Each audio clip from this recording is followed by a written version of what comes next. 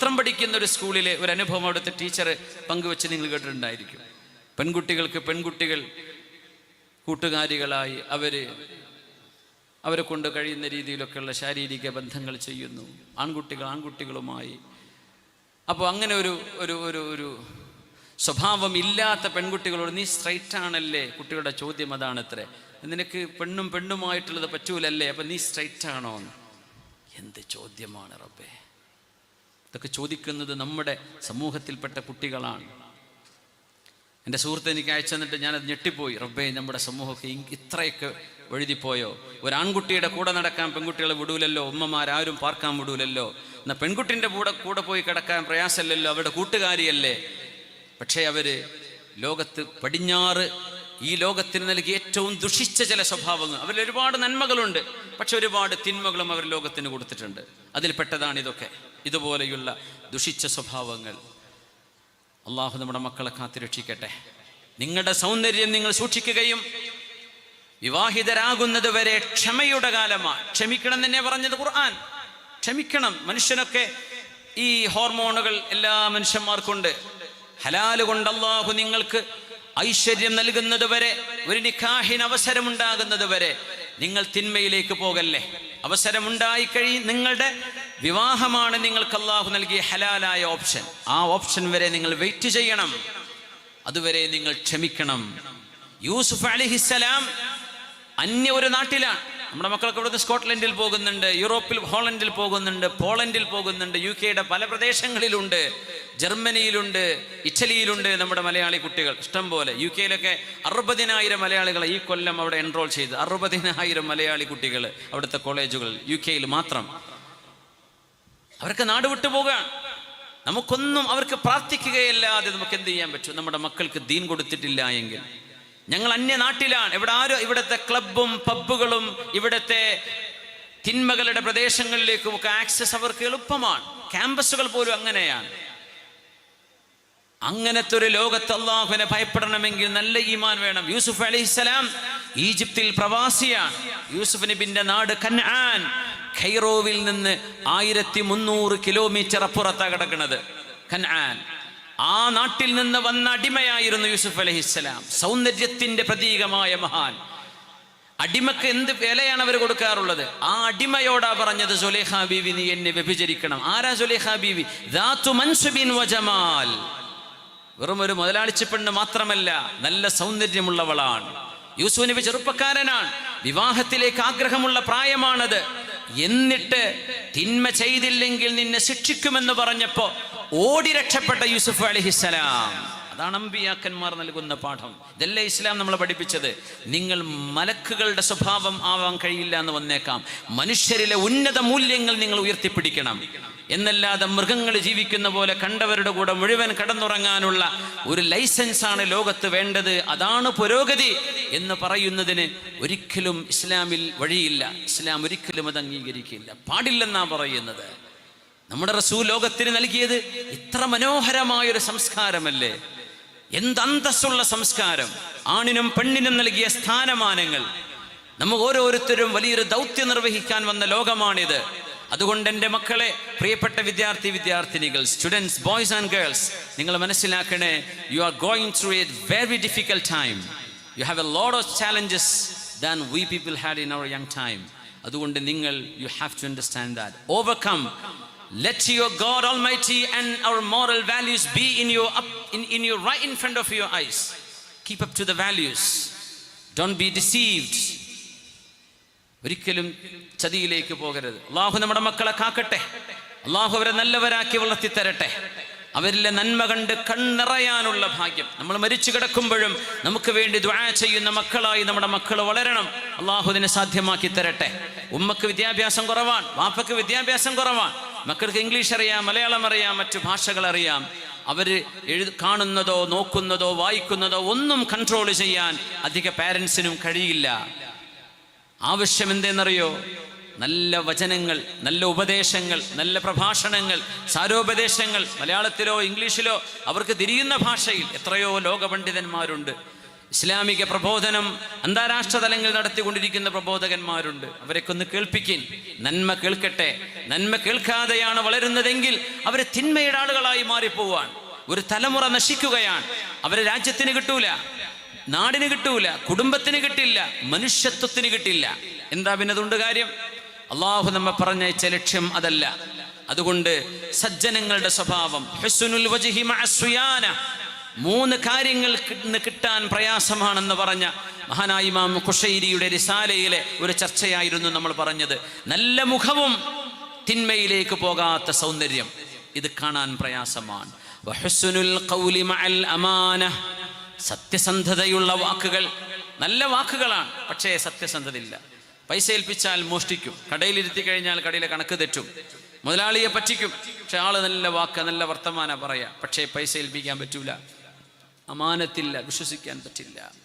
വഹുസ്നുൽ ഇഖാഇ മഅൽ വഫാ, ഒരു സുഹൃത്തിനോട് ചെയ്യേണ്ട മര്യാദ ചെയ്യാൻ കഴിയാത്ത സൗഹൃദം. നല്ല ചങ്ങാതിയാണ്, പക്ഷെ ഒരു പ്രയാസം വന്നാൽ അവൻ ഓടും. കയ്യിലെ കാശ് തീർന്നാൽ അവൻ ഓടും. ഗൾഫിൽ നിന്നൊക്കെ വരുമ്പോൾ കുറേ ആൾക്കാരെ കൂടെ പോകാനായ സർവ്വ ആൾക്കാരും ഇനിയിപ്പോൾ കൂടെ നടന്നാൽ പണി കിട്ടും, നമ്മോട് കടം ചോദിക്കും, വിടുക നല്ലത്. ഹുസ്നുൽ ഇഖാഇ മഅൽ വഫാ, ഒരു കൂട്ടുകാരൻ അവനൊരു പ്രയാസത്തിലാണെങ്കിൽ അവനെ കൈപിടിക്കണം, അല്ലേ? അവനൊരു ദുരിതത്തിലാണെങ്കിൽ കൂടെ നിൽക്കണം. അങ്ങനത്തെ സൗഹൃദവും കാണുന്നില്ലല്ലോ. ഇന്ന് കാണാൻ പ്രയാസമാണ്. ഒരാവശ്യമുള്ളിടത്ത് അവരെത്തുന്നില്ല, അങ്ങനെയല്ലേ? കൊറോണ വന്നപ്പോൾ പടച്ചോൻ ശരിക്ക് കാണിച്ചെന്നില്ലേ ആർക്കൊക്കെയാണ് വഫാ ഉള്ളത്? ഭാര്യമാരിൽ ആരൊക്കെയാണ് ഭർത്താവിന് രോഗം വന്നാൽ കൂടെ നിൽക്കുന്നത്? വീട്ടുകാർക്ക് കൊറോണ വന്നാൽ ആര് വാതിൽ തുറന്നു കൊടുത്തവർക്ക് ക്വാറന്റീന് സൗകര്യം വീട്ടിൽ ചെയ്തു കൊടുക്കും. അന്ന് വിചാരിച്ചത് എന്തോ വലിയ സംഭവമാണെന്ന്. വലിയ സംഭവമാണെങ്കിൽ തന്നെ നമ്മൾ അങ്ങനെ ആയിരുന്നു പെരുമാറേണ്ടിയിരുന്നത്. എത്ര ആളുകൾ പേടിച്ച് വിഷമിച്ച് ഒറ്റപ്പെട്ട് മരിച്ചുപോയി, ആലോചിച്ച് നോക്കിയത്. വാട്സപ്പിൽ കണ്ടില്ലേ നമ്മൾ, കോണി വെച്ച് കയറുന്ന സാധുക്കൾ ഗൾഫിൽ നിന്ന് വന്നിട്ട് വാതിൽ തുറന്നെടുക്കാൻ ആളില്ല, ഗേറ്റ് തുറന്നെടുക്കാൻ ആളില്ല, ഭക്ഷണം കൊടുക്കാൻ ആളില്ല. ഇപ്പുറത്തെ വീട്ടുകാർ കർട്ടൻ ഇട്ടൊക്കെ കണ്ട കൊറോണ വരുമെന്ന് വിചാരിച്ചിട്ട്. യാ അല്ലാ, ഇതൊക്കെ മറക്കാനായില്ല. മനുഷ്യ ഹൃദയത്തിനുള്ളിൽ കിടക്കുന്ന ദുഷിച്ച സ്വഭാവങ്ങൾ എവിടെയാണെന്ന് കാണിച്ചു തരാൻ അള്ളാഹു ചെയ്തൊരു പരീക്ഷണം തന്നെയായിരുന്നു അത്. കൂടെ നിൽക്കുന്നവരാരാണ്? ആരാണ് കൂടെ നിന്ന് ചതിക്കുന്നത്? ആർക്കാണ് നമ്മ വേണ്ടത്? ആർക്കാണ് നമ്മുടെ പൈസ വേണ്ടത് എന്ന് അള്ളാഹു കാണിച്ചു തന്ന നേരമാണത്, അല്ലേ? ഹുസ്നുൽ ഇഖാഇ മഅൽ വഫാ ഇന്ന് ലോകത്ത് കാണാൻ വളരെ കുറവാണ്. ഹുസ്നുൽ വജ്ഹി മഅ സുയാന, നല്ല മുഖമുണ്ട്, ഗ്ലാമറുണ്ട്, പക്ഷെ അവന്റെ ലക്ഷ്യം മറ്റൊന്നാണ്. നല്ല മുഖസൗന്ദര്യമുള്ള മോളാണ്, പക്ഷെ അവൾക്ക് കുറച്ച് ഫ്രണ്ട്സൊക്കെ വേണം, ഫാൻസ് വേണം, പിന്നാലെ 4 ആള് വേണം. ഇതാഗ്രഹിക്കാത്ത ആണും പെണ്ണും കിട്ടുക പ്രയാസമാണ്. ഇത് ഇമാം ഖുശൈരി തങ്ങൾ പറയുന്നത് നൂറ്റാണ്ടുകൾക്ക് മുമ്പാണ്. ഹുസ്നുൽ ഖൗലി മഅൽ അമാന, നല്ല വാക്കാ പറയുന്നത്, വർത്തമാനമൊക്കെ നല്ല സ്വഭാവക്കാരനാണ്, പക്ഷേ പൈസയുടെ കാര്യം വഞ്ചിക്കും, പറ്റിക്കും. യാ അല്ലാഹ്, സജ്ജനങ്ങളായ ആളുകൾക്ക് അല്ലാഹു സുബ്ഹാനഹു വ തആല അല്ലാഹുവിൻ്റെ പ്രത്യേകമായ സംരക്ഷണം നൽകുന്നു. അല്ലാഹുവിനെ തഖ്വ ചെയ്ത് ജീവിക്കുന്നവർ, അവർക്ക് അല്ലാഹു മലക്കുകൾക്ക് നൽകുന്ന നൂറ് പോലെ ഒരു നൂറ് കൊണ്ട് അല്ലാഹു അനുഗ്രഹിക്കുന്നുണ്ട്. റഅയ്തു ജഅഫർ ഇബ്നു അബീ ത്വാലിബ് മലക്കൻ യതീറു ഫിൽ ജന്നതി ബിജനാഹൈൻ.